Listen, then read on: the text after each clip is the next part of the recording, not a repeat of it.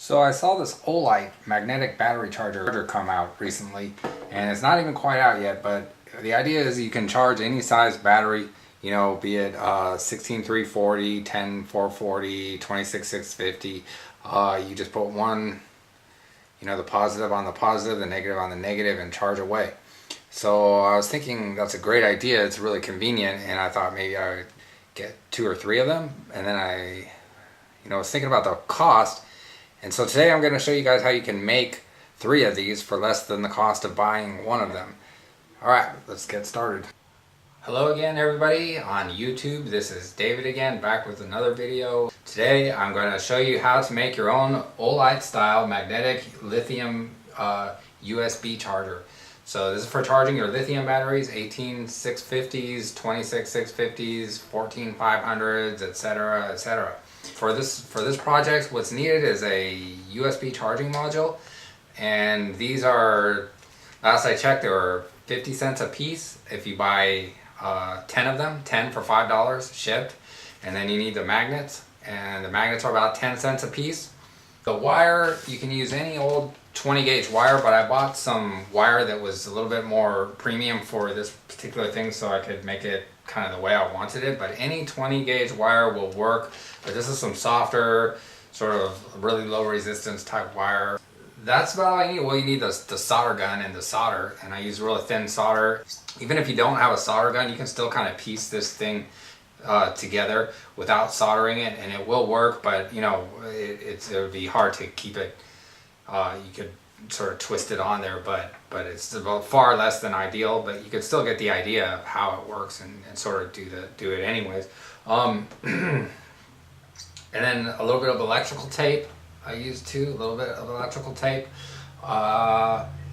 And if you want, you can encase it. I was gonna use this case and put the module inside the case now that I'm done with this. The first one I made, I just used clear heat shrink. And I don't think it'll get too hot. It might be a little bit, you know, not as ideal as far as the heat, but I think it's okay. So I just put 18650 size heat shrink, heated it up a little bit carefully with the torch. And then there that is like that. So that's about all you need really, and it's really cheap. You know, the essential thing is the module and the batteries. And if you have the wire and you have the module and not the batteries, the magnets, the charging module, the magnets. So you get 10 of these for $1, so it'd be 20 for $2, and 10 of these for $5, so that's about $7, and you can make 10 of these for basically $7, assuming you have, you know, your wire and your solder and all that type of good stuff lying around already. So without any further ado, I'll go ahead and get started, and I'll show you guys how I made this charging module. So to start with, I got this BN Tech Go 20 gauge high efficiency super flexible silicone wire, and I got that from Amazon.com. Here's what it looks like, and I've got me a couple of these, and I'll link all of these in the description for the materials. A couple of these little neodymium magnets, and I got me a little 79-cent lithium charging module for micro USB. So this will work with your your Android cell phone charger, micro USB. We need the soldering iron, and a little bit of solder, and that should be it for the materials.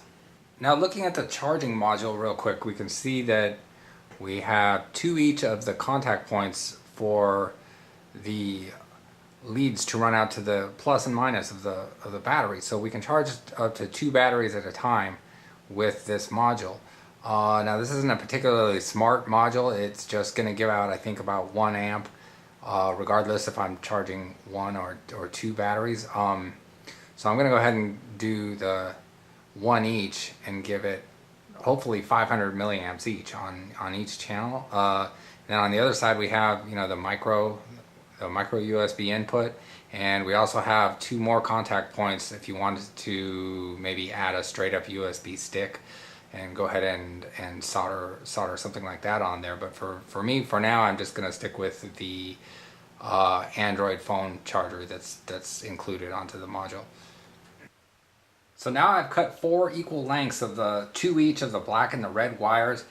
And what you want to do is strip off on both sides of all your wires, and on one side you want it to be a little bit longer. This is the side that's going to have the battery, not the battery, the magnet attached to it. So that side could be a little bit longer, and this is the side, and this one you want to really twist it as fine as you can, because this is the end that's going to go through that little tiny hole in the module where the lead connects. Okay, so now with your 4 lead wires, you want to do basically the same thing to each of them.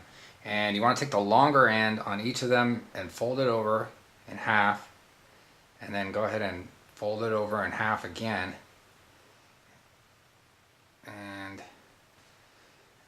And then we're going to lay it down and just add some solder to this. And I'm only going to do one of these inside here.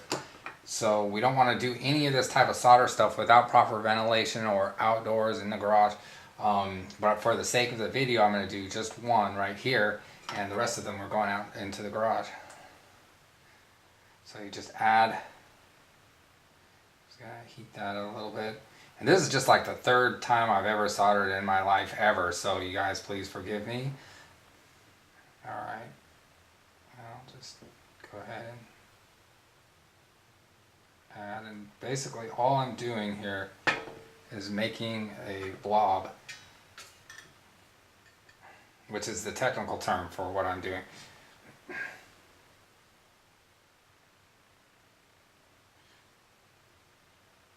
So you know it shouldn't require very much skill. Alright. Bad. Okay, so then there's that. And it needs to be large enough, so this might not be big enough, so that the magnet can go onto the wire and not slip all the way through off the end. Okay, that looks good. So you take, you got your neodymium, and it's countersunk. It's a countersunk on one side and flat on the other side. This thing's not going to focus, but anyways, you guys get the idea. So this was good enough. So now I got that on there. Do that for all 4 of these wires, because these are going to be the leads that go out to your lithium battery that you're going to be recharging. Okay, so once I've added the blob of solder onto each of the long end of the stripped portion of my 4 lead wires, then I run the neodymium magnet through down into the solder blob with the countersunk portion facing the solder blob and the flat end facing back towards the charger. And then what I did after that is I took each of the short ends and threaded this as finely as I could. And what I did was use a little piece of a paper towel, and just so I don't get grease from my fingers onto the wire and mess up, interfere with my solder job. It can contaminate, add contamination, and it won't be as clean of a solder job. So then I just twist that as fine as I can get it, and I'm not getting any grease from my hands onto the wire. And then what I did was thread it from the front, from the top, the circuit board side here, and threaded it through that little hole, and it should just fit all 4 of them. And I got the black wires on the B negative and the red wires on the B positive, so I can easily identify the positive terminals and the negative terminals. So with those through there, then I just soldered each one of them, just a little bit of solder each one, using this 0.6 millimeter solder, which is pretty much 0.5, 0.6 millimeter or something fine for a job like this. So now I've got all these lead wires attached with the magnets on the other end, which will connect to the batteries that we're charging. Cut these off of here, these ends that are sticking up. like that. Just clean that up a bit. And then I've got all of my magnet leads, and I've already added what I wanted to do. We'll see how the magnet will slip. It's not like secured. So I just took electrical tape and went ahead and done 2 of them already, and went ahead and just got really close and taped those on there, so that we have something that's like that. And you can see the solder blob sticks out further, and this is crucial. You want the solder blob to stick out further, just a little bit further than the neodymium magnet.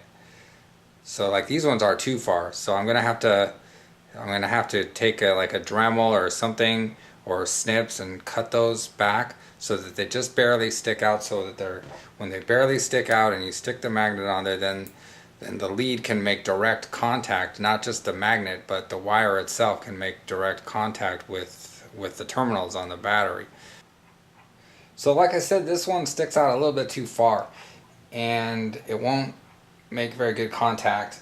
So I got my safety glasses here, and I know this is turning into like, yeah, it only costs $1 to make this project with your $5,000 worth of equipment video, but I got my Dremel tool here, so I'm just going to do this the easy way. But you know, you don't necessarily need this.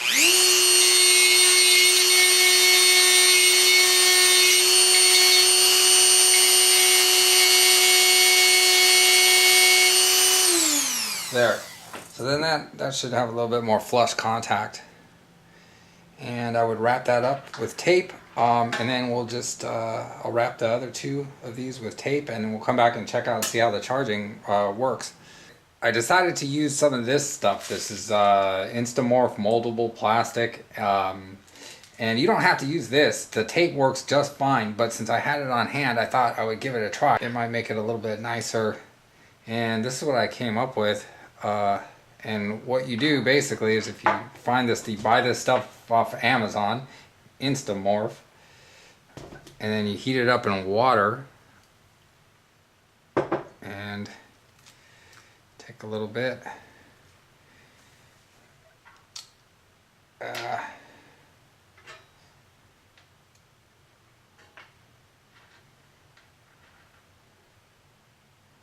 And you just shape it how you want it, and it's when it cools off, then it retains its shape.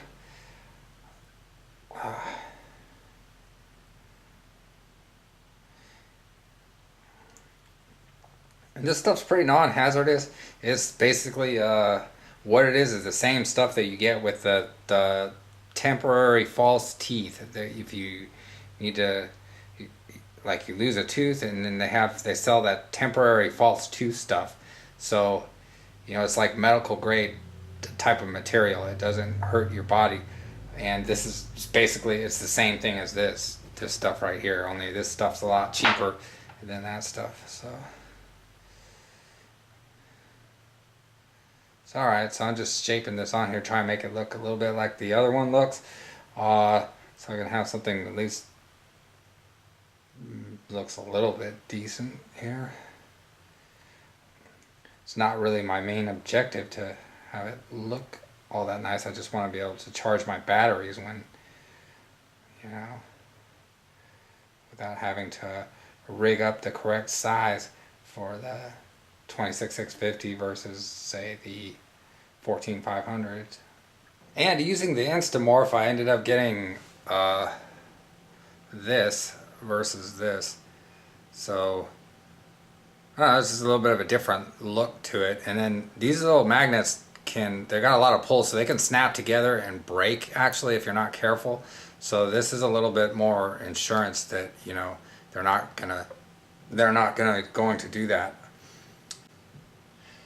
So now I've got my module plugged in via micro USB here to this, well, I'm running through this USB current tester, but I don't need that. I could have just plugged straight into the USB, my USB power source. But I'm using this, in this case, so that we can see how much current, you know, we can see that it's working.